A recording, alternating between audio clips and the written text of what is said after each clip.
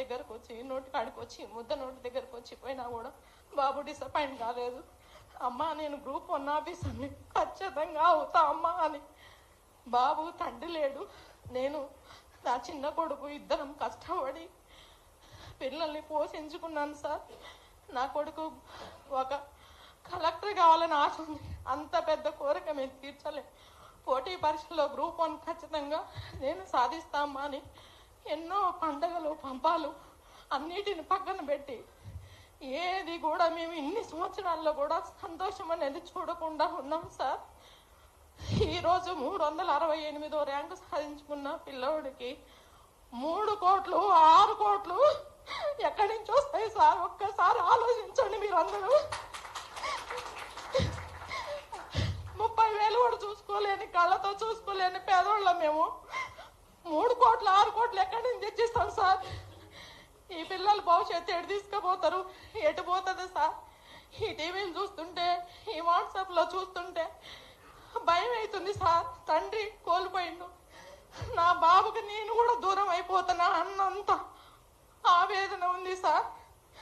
దయచేసి ఎక్కడైనా మేము 10 రూపాయల బిళ్ళ ఈ ప్రభుత్వంలో పెట్టి ఉంటే నా పిల్లోడికి జాబ్ వద్దు సార్. మీ అందరినీ దయచేసి పేరు పేరు నమస్కారం చేస్తున్నా సార్. ఇది నా తల్లిగా నా వేదన సార్.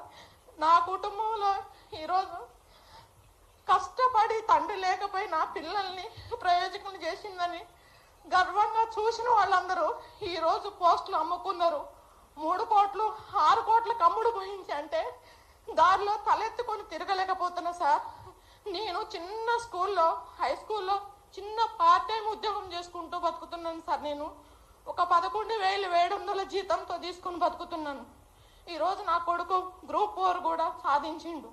గ్రూప్ 4లో కానీ గ్రూప్ 1లో కానీ ఎక్కడైనా ఒక 10 రూపాయల బిళ్ళ మేము పెట్టుంటే మాకు ఈ జాబే అవసరం లేదు సార్.